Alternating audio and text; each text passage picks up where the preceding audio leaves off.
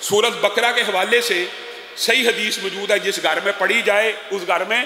سے شیاطین بھاگ جاتے ہیں۔ 40 دن کی روایت بھی موجود ہے، 40 دن لگاتار جہاں پہ پڑھی جائے اس گھر میں جنات اور شیاطین کا قدم نہیں ڈلتا۔ آپ لوگوں کے پاس بھاگتے ہیں، پیروں فقیروں عاملوں کے پاس۔ اگر آپ نہیں سورت بقرہ پڑھ سکتے 40 دن، آپ اپنے بچوں کے درمیان تقسیم کر دیں، بھائی آدھا سپارہ آپ پڑھ لیں، آدھا آپ پڑھ لیں، آدھا آپ پڑھ لیں، آدھا آپ پڑھ لیں۔ سورت بقرہ گھر میں پڑھنا یہ باعث برکت ہے، جنات کو بڑھاتا ہے۔ بالفرض آپ کے بچے اور آپ خود اس کے اوپر محنت نہیں کرتے تو کم از کم کسی ویڈیو کے اوپر،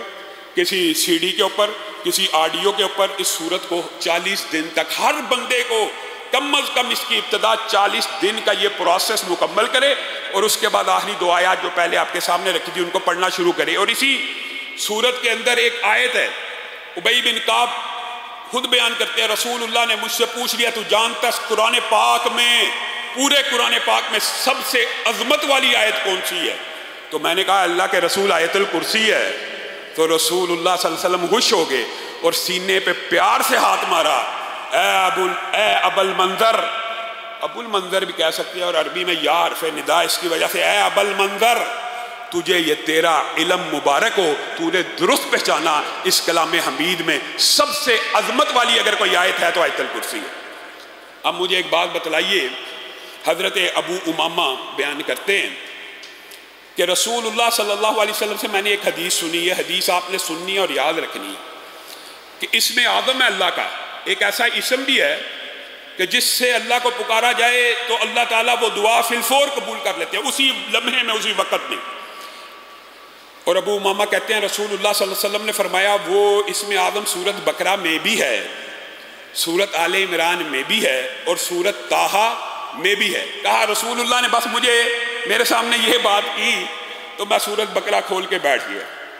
سورت آل عمران کھول کے بیٹھ گیا، سورت طٰہٰ کھول، یہ صحابی کا قول ہے، رسول اللہ سے سنا اور اس کے اوپر غور و فکر کرنے لگے کہ یہ کیا رسول اللہ نے بات کی ہے۔ کہا پھر میں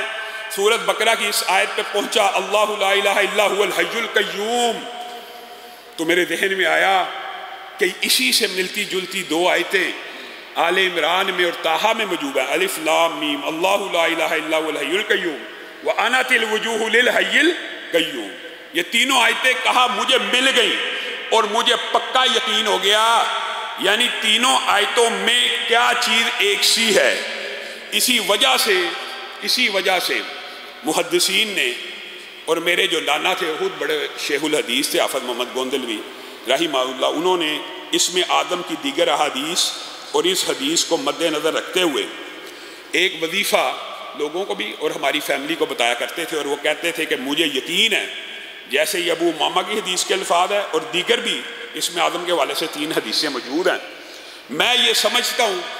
کہ کوئی شخص اگر اسم اعظم کو پانا چاہتا ہے تو وہ یوں کہے بسم اللہ الرحمن الرحیم۔ یہ بسم اللہ الرحمن الرحیم بھی شامل ہے، الف لام میم، اللہ لا الہ الا هو الحی القیوم،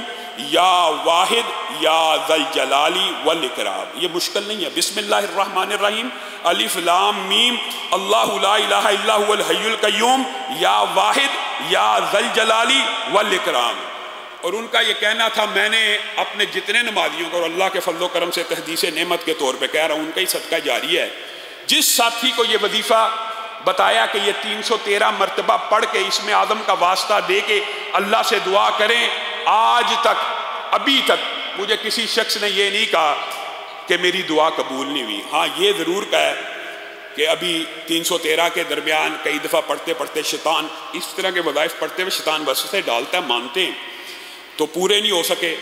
تو جو بندہ یہ سمجھتا ہے ایک دفعہ 313 مرتبہ ایک نشست میں نہیں پڑھا گیا، توڑ توڑ کے پڑھ لے،